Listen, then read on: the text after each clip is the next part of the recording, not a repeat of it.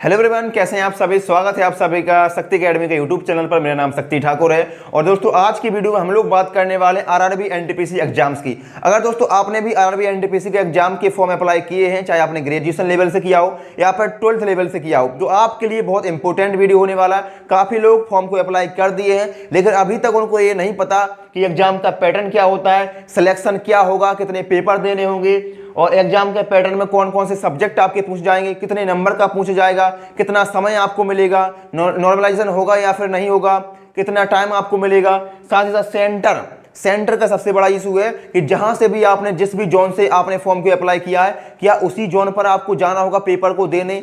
बहुत बड़ा सवाल है, तो उसके बारे में हम लोग बात करेंगे। और नॉर्मलाइजेशन के बारे में, टाइम और नेगेटिव मार्किंग होगी या फिर नहीं, और कितने नंबर की नेगेटिव मार्किंग होती है। साथ ही साथ आरआरबी एनटीपीसी एग्जाम्स के लिए मोस्ट इंपोर्टेंट सब्जेक्ट के अलावा सब्जेक्ट में कौन कौन से मोस्ट इंपोर्टेंट टॉपिक आपके लिए होने वाले हैं वो भी मैं आपको बताऊंगा।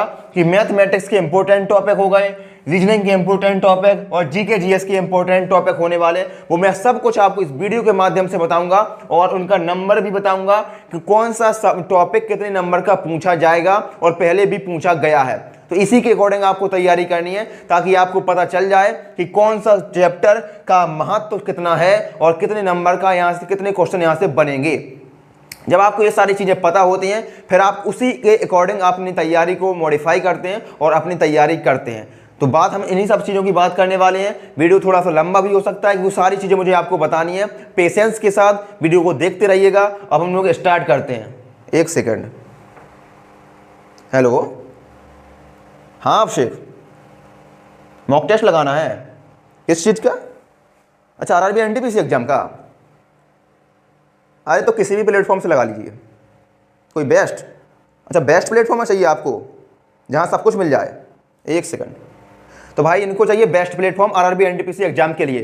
तो भाई अगर आप किसी भी एग्जाम की तैयारी करते हैं, आपके लिए तो रेलवे एनटीपीसी है, तो बेस्ट प्लेटफॉर्म होता है भाई टेक्स्ट बुक का। और आप लोग भी सुनिए, अगर आपको भी किसी भी एग्जाम की तैयारी करते हैं और टेक्स्ट बुक से आपको पास प्रो परचेस करना है और सारे mock test, previous year paper, सिम आपको सब कुछ वहां पर आपको मिलेगा। आप टॉपिक वाइज लगा सकते हैं, फुल मॉक टेस्ट आप लगा सकते हैं, सब्जेक्ट वाइज मॉक टेस्ट लगा सकते हैं और आप उसका एनालिसिस भी कर सकते हैं कि आपकी रैंक कितनी आ रही है, आपकी तैयारी कितनी है, आपको टाइम कितना लगा, आपके एवरेज मार्क कितने हैं, कट ऑफ को आप पार कर पा रहे हैं या फिर नहीं कर पा रहे हैं। सब कुछ एनालिसिस कर सकते हैं आप मॉक टेस्ट लगाने के बाद। और सारा कंटेंट आपको वहां पर मिलता है, प्रीवियस ईयर आपको दिए जाते हैं, मॉक टेस्ट आपके लिए मॉडिफाई किए जाते हैं और एग्जाम के हिसाब से ही उनको बनाया जाता है, एग्जाम से रिलेवेंट आपका बनाया जाता है ताकि आप बहुत अच्छा प्रदर्शन कर पाएं। और आपको मॉक टेस्ट जरूर लगाना चाहिए मेरे भाई। तैयारी करने के साथ साथ प्रीवियस ईयर और मॉक टेस्ट आपके लिए रामबाण औषधि का काम करने वाले हैं और आपको उनको परचेस करना चाहिए। तो आप 1 ईयर का पास प्रूफ परचेस कर सकते हैं टेक्स्ट बुक का। उसमें आप परचेस करेंगे तो उसमें अगर आप मेरा कूपन कोड यूज करेंगे शक्ति SHAKTI,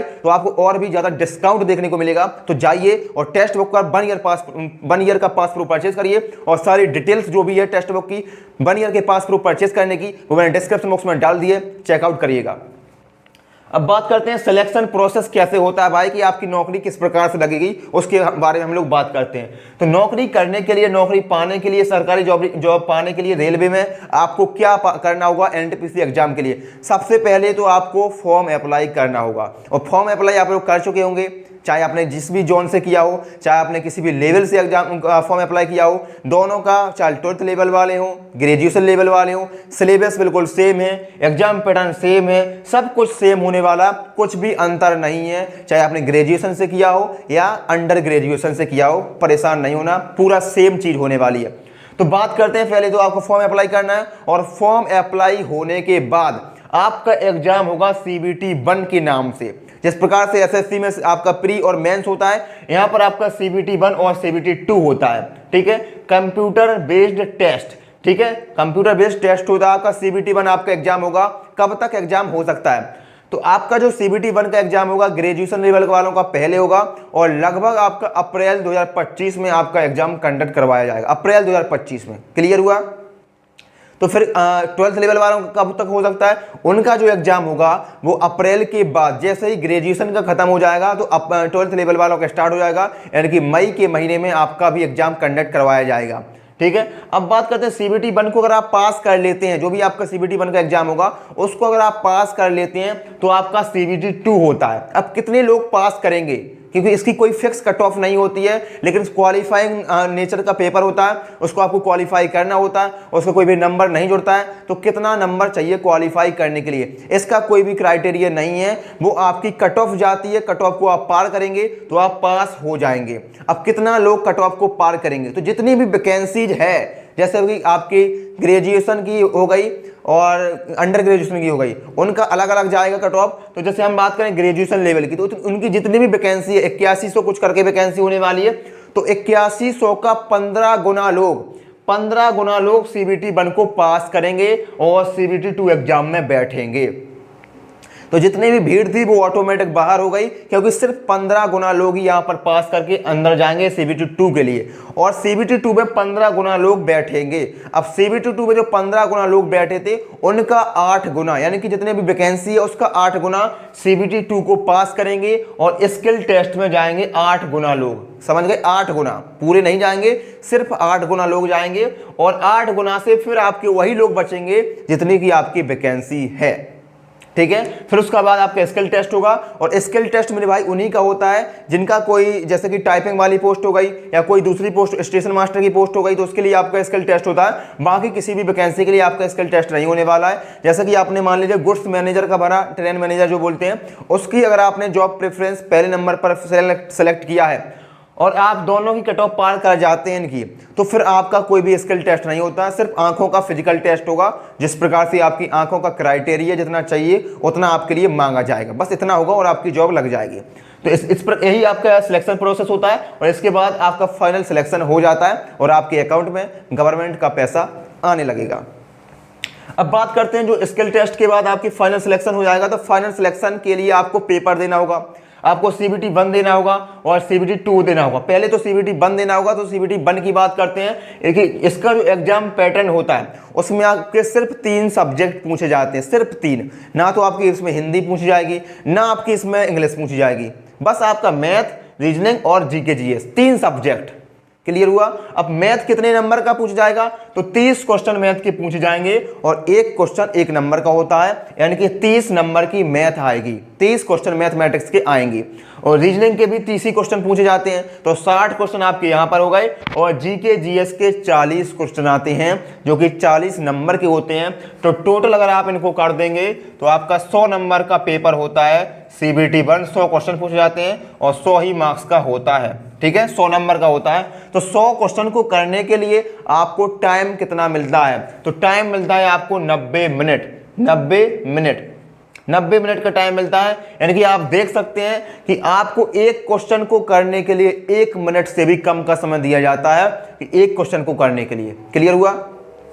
तो आपको स्पीड मेंटेन करनी होगी, मैथ रीजनिंग में आपको स्पीड से सॉल्व करना होगा, और GK GS में तो अगर आपको बनता है तो आप स्पीड से सॉल्व कर लेंगे।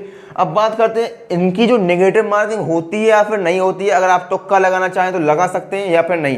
तो भाई इसमें नेगेटिव मार्किंग अच्छी खासी होती है, और कितनी होती है तो मैं बताऊं आपको, 1/3 की नेगेटिव मार्किंग होती है। ठीक है, 1/3 की होती है, यानी कि 1/3 का मतलब क्या है कि अगर आपने 3 क्वेश्चन गलत कर दिए, 3 क्वेश्चन गलत कर दिए, यानी कि 3 नंबर का आपको वहां पर नुकसान हो गया अगर 3 गलत कर दिए, और 1 नंबर आपका और काटा जाएगा नेगेटिव मार्किंग के तहत। ठीक है, 3 क्वेश्चन गलत करने पर एक सही क्वेश्चन को आपको काट दिया जाएगा। तो इतनी आपकी खतरनाक यहाँ पर नेगेटिव मार्किंग होती है।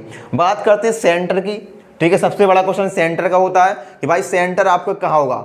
तो मेरे भाई जो CBT 1 जो आपका एग्जाम होगा उसका जो सेंटर आपका होगा वो आपके शहर, जहां पर भी आप रहते हैं, आपके शहर से 100 किलोमीटर या मैक्सिमम 200 किलोमीटर की रेंज में ही होगा।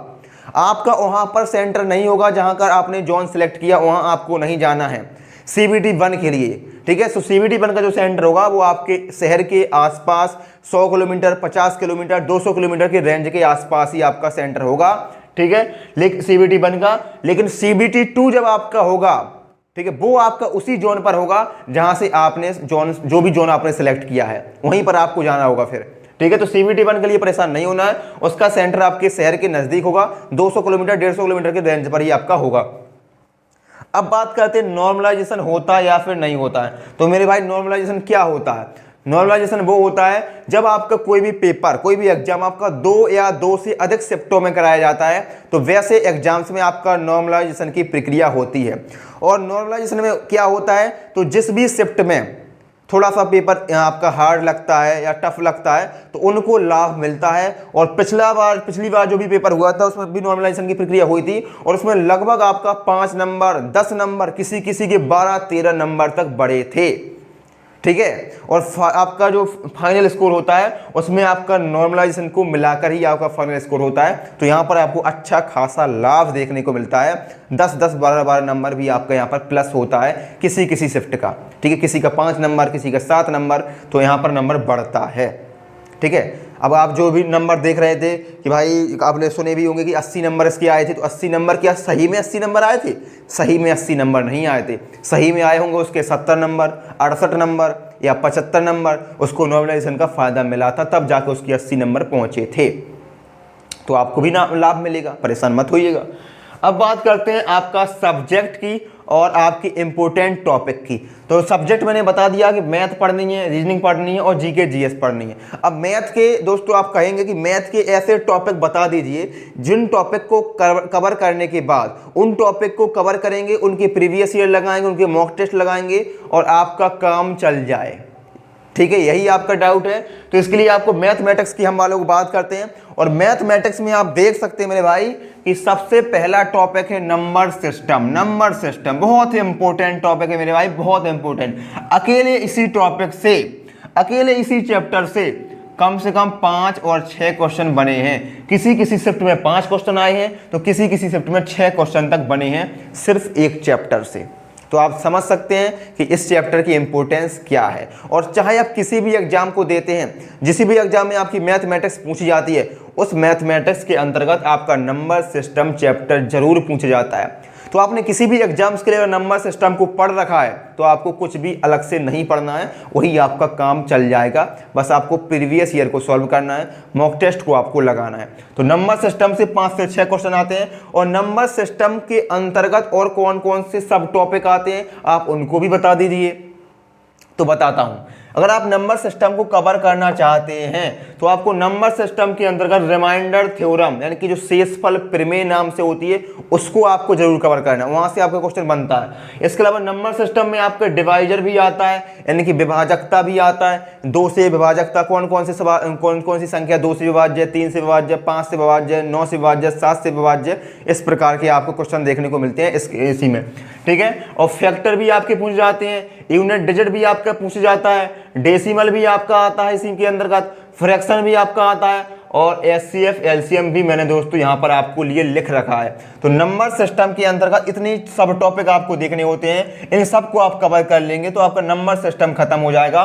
और पूरे नंबर सिस्टम से यानी कि इन सभी टॉपिक को मिला दिया जाए तो लगभग किसी किसी शिफ्ट में 5 नंबर और किसी में 6 नंबर तक आपके पूछे गए हैं, ठीक है। तो नंबर सिस्टम इंपॉर्टेंट टॉपिक है। इसके बाद बात करें सिंप्लीफिकेशन।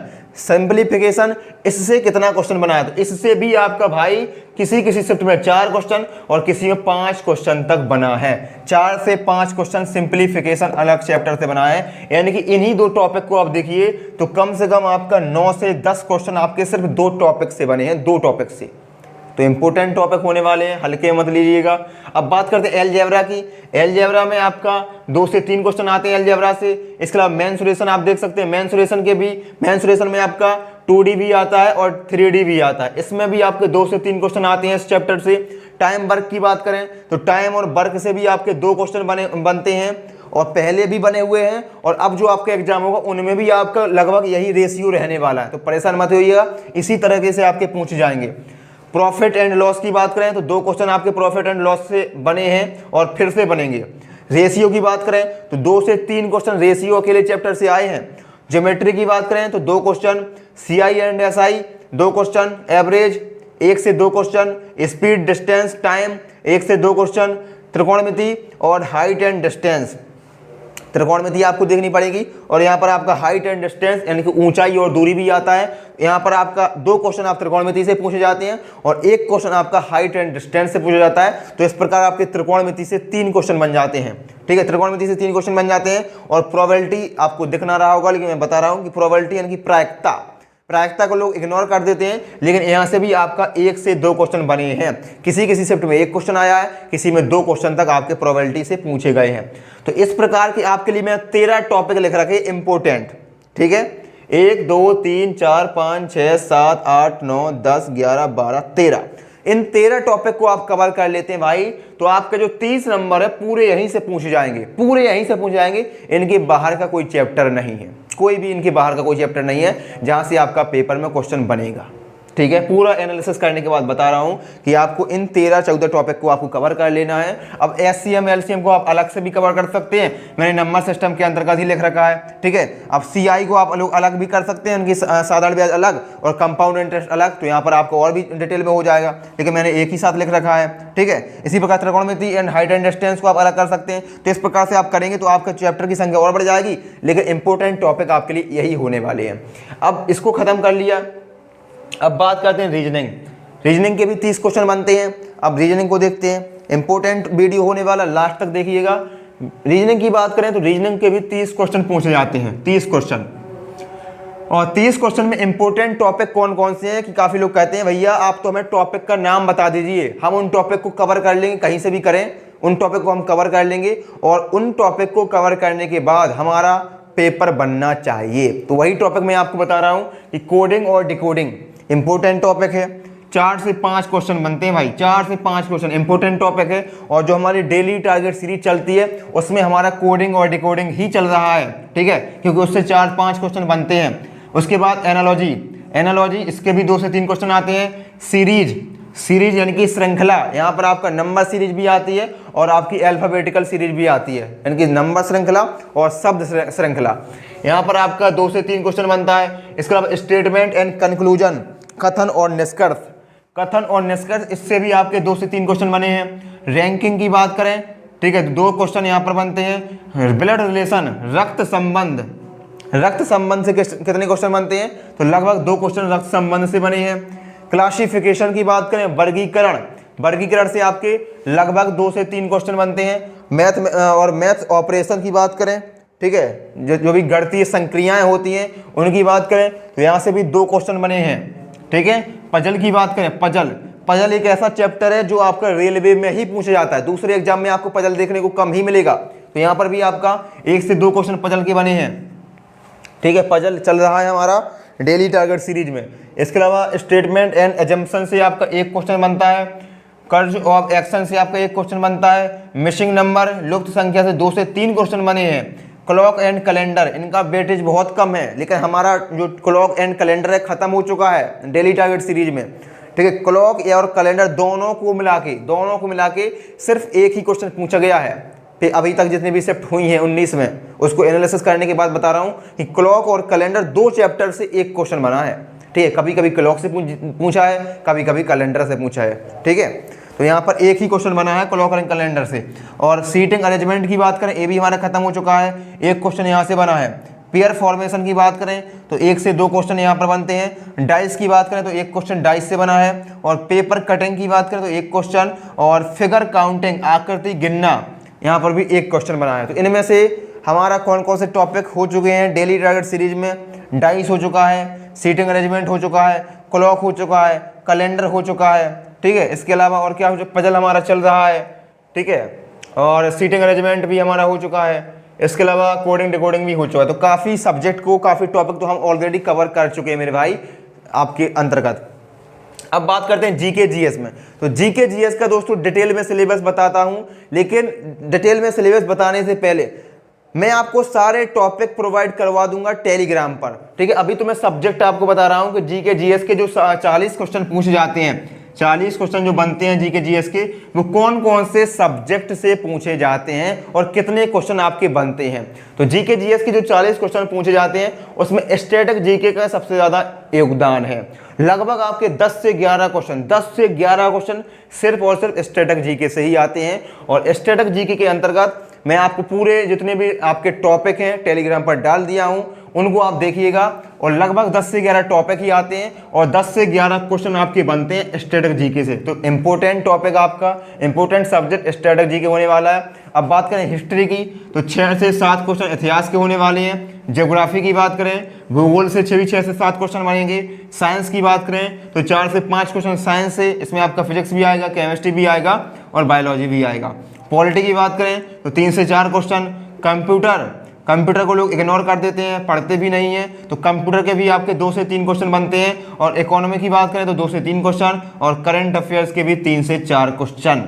तो इस प्रकार से आपके जीके जीएस के होते हैं। अब अगर आपको इनका डिटेल में सिलेबस चाहिए कि स्टैटिक जीके के अंतर्गत कौन कौन से टॉपिक पढ़ने हैं, हिस्ट्री के अंतर्गत कौन कौन से टॉपिक पढ़ने हैं, और ज्योग्राफी के अंतर्गत कौन कौन से टॉपिक पढ़ने होते हैं, सब कुछ डिटेल में चाहिए, तो आप हमारे टेलीग्राम को ज्वाइन करिएगा। टेलीग्राम पर मैंने एक पीडीएफ डाल रखी है खुद से बना के, हैंड रिटन नोट टाइप में। उसमें मैं आपको सारे टॉपिक बता दिया हूँ, टॉपिक लिख दिया हूँ कि आपको हिस्ट्री में इन टॉपिक को कवर करना है, करंट अफेयर्स में तो अभी कुछ नहीं होता है टॉपिक, लेकिन इकोनॉमी उसमें कौन कौन से टॉपिक होते हैं, कंप्यूटर में कौन कौन से टॉपिक होते हैं, इतिहास में कौन कौन से टॉपिक होते हैं, ज्योग्राफी, पॉलिटी, सब कुछ मैंने टॉपिक वाइज, साइंस के भी, फिजिक्स के अलग, केमिस्ट्री के अलग, बायोलॉजी के अलग, सब कुछ अलग से प्रोवाइड करवा दिया है टेलीग्राम पर। यहाँ पर सब कुछ लिखना पॉसिबल नहीं है, क्योंकि इनका अगर आप जाएंगे, फिजिक्स के काफ़ी सारे टॉपिक होते हैं। अब टॉपिक के अंदर सब टॉपिक उसको भी मैंने लिख रखा है। केमिस्ट्री के अंदर कितने टॉपिक हैं इंपॉर्टेंट जो आपके लिए पूछे जाते हैं, उन टॉपिक के अंतर्गत और क्या क्या आता है, वो सब कुछ मैंने टेलीग्राम पर आपके लिए डाल रखा है ऑलरेडी। तो उनको आप देख सकते हो वहाँ से, अगर आपको और डिटेल में चाहिए तो। बकाया सब कुछ यही है। एग्जाम पैटर्न बता दिया मैंने, टाइम मैनेजमेंट जो भी आपके लिए होता है, टाइम, इसके अलावा नेगेटिव मार्किंग, सब कुछ मैंने बता दिया है। इंपॉर्टेंट टॉपिक जो बताए हैं इनको जरूर कवर कर लेना एग्जाम से पहले। मैथमेटिक्स में अगर आप इतने कवर कर लेते हैं तो इनके अलावा आपको कुछ नहीं करना है, बस इन्हीं टॉपिक को कवर करना है, इनके प्रीवियस ईयर को सॉल्व करना है, और रीजनिंग में भी इतने टॉपिक कवर करना है और इनके प्रीवियस ईयर को सॉल्व करना है। अब बात करें मैथ और रीजनिंग, ऐसे 2 सब्जेक्ट हैं जिनमें आप 100% स्कोर कर सकते हैं। 100% स्कोर कर सकते हैं मेरे भाई इन 2 सब्जेक्ट में। क्यों कर सकते हैं? क्योंकि मैथ और रीजनिंग में आपका कुछ भी बाहर का क्वेश्चन नहीं पूछा जाता है, कुछ भी ऐसा क्वेश्चन आपका नहीं पूछा जाएगा जिसमें आप फंस सकते हैं। बस आपकी प्रैक्टिस अच्छी हो, आपका सिलेबस कंप्लीट हो, तो आप यहाँ पर 100% स्कोर कर सकते हैं इन दोनों सब्जेक्ट में। यानी कि 60 नंबर में आप 60 नंबर तक स्कोर कर सकते हैं, 60 में 60 तक स्कोर कर सकते हैं। बस आपकी उस प्रकार की तैयारी होनी चाहिए। अब 60 नंबर अगर आप यहाँ पर कर सकते हैं, लेकिन सभी लोग 60 नहीं कर पाएंगे। मैक्सिमम अगर आपने यहाँ 55 नंबर भी अगर आपने स्कोर कर दिया, 55 भी अगर आपने स्कोर कर दिया, और बचा अब आपका जीके जीएस, तो जीके जीएस में भाई कोई भी 100% स्कोर नहीं कर पाएगा, क्योंकि पता नहीं करंट अफेयर्स का कौन सा ऐसा क्वेश्चन पूछ दिया जाएगा जो आपसे नहीं हो पाएगा या किसी से नहीं हो पाएगा, या फिर किसी भी आपके सब्जेक्ट से कोई ऐसा क्वेश्चन आ जाएगा जो आप नहीं कर पाएंगे। तो यहाँ पर आपको 100% स्कोर करना है, और यहाँ पर आपको जीके जीएस में मैक्सिमम स्कोर करना है, मैक्सिमम जितना कि आप कर सकते हैं, जितनी आपकी कैपेसिटी है, जितना आप पढ़ सकते हैं उतना आपको करना है। बस यहाँ पर आपको तुक्का नहीं मारना है, तुक्का यहाँ पर बिल्कुल नहीं मारना है, क्योंकि आप यहाँ पर देख रहे हैं बाबा जी बैठे हुए 1/3 की नेगेटिव मार्किंग लिए बैठे हुए हैं, ठीक है। तो मैक्सिमम स्कोर आपको यहाँ पर करना है, और इधर आप जितना स्कोर कर सकते हैं उतना आपको करना है। अगर 55 नंबर अगर आप यहाँ पर ले आते हैं, और यहाँ पर भी अगर आप 25 नंबर भी ले आते हैं 40 में, तो कितना हुआ? 55 और 25 कितना हुआ बताइए? 55 और 25 आपका हो गया 80 नंबर, ठीक है। 55 और 25 कितना हो गया? 80 नंबर आपका हो गया। यानी कि अगर 15 नंबर आपका यहाँ कटा और 5 नंबर आपका यहाँ कटा, तो 80 नंबर आपका हो गया रॉ स्कोर। अगर इस प्रकार से आप कर सकते हैं और नॉर्मलाइजेशन मिलेगा आपको, तो आपका और भी स्कोर बढ़ेगा, फिर आपका सिलेक्शन कोई नहीं रोक सकता है। CBT 1 आपका आराम से पास होगा, CBT 2 में भी सेम सिलेबस होने वाला है, और फिर उसमें आप और ज़्यादा स्कोर करेंगे तो आपका सिलेक्शन 100% होगा। तो आपको मैक्सिमम स्कोर इन दोनों सब्जेक्ट को बिल्कुल भी नहीं छोड़ना है, कोशिश करना है कि सारे टॉपिक, सारे सिलेबस कंप्लीट हो जाए और सारे प्रीवियस ईयर सॉल्व हो जाए, मैथ और रीजनिंग के। और जीके जीएस में तो भाई भंडार है, आप जितना कर सकते हैं अपनी कैपेसिटी के हिसाब से उतना करने का प्रयास करिए। आपको गलती बिल्कुल नहीं करनी है, आपको 6-6 घंटे साइंस नहीं पढ़नी है, आपको 4-4 घंटे करंट अफेयर्स नहीं पढ़नी है अभी, ठीक है। अभी करंट अफेयर्स को बिल्कुल इग्नोर करिए। 3 से 4 क्वेश्चन आते हैं, नहीं भी बनते हैं तो छोड़ देंगे, क्योंकि 15 क्वेश्चन मैंने बोल दी, 15 क्वेश्चन तक आप यहाँ पर छोड़ दो, ठीक है। मतलब 15 क्वेश्चन तक आप चांस है, लेकिन बस इन दोनों पर आपको पहले कमांड करनी है और इसको साथ साथ पढ़ते जाना है, क्योंकि यहाँ पर आप 100% 40 में 40 नहीं कर पाएंगे, मैक्सिमम 30, 35, 32 तक भी पहुँच गए तो बहुत अच्छा स्कोर है। ठीक है, अब वीडियो पसंद आया तो वीडियो को लाइक करिएगा, चैनल को सब्सक्राइब करिएगा और हम लोग मिलेंगे अगले वीडियो में। तब तक के लिए अपना ध्यान रखिएगा और इस चैनल को सब्सक्राइब कर लो मेरे भाई, क्योंकि सारा कंटेंट आपको यहाँ पर मिलता है। और टेलीग्राम को ज्वाइन कर लेना, सब कुछ PDF, notes, books free of cost वहाँ पर डालता हूँ, तो टेलीग्राम ग्रुप को, टेलीग्राम चैनल को ज्वाइन कर लेना और वीडियो को लाइक करना, चैनल को सब्सक्राइब करना। वीडियो पसंद आए तो कमेंट करके बताना वीडियो कैसा लगा, और कोई क्वेश्चन है तो कमेंट करके पूछ भी सकते हैं, मैं रिप्लाई करूँगा। इसके अलावा हम लोग मिलते हैं अगली वीडियो में, तब तक के लिए जय हिंद, जय मां सरस्वती।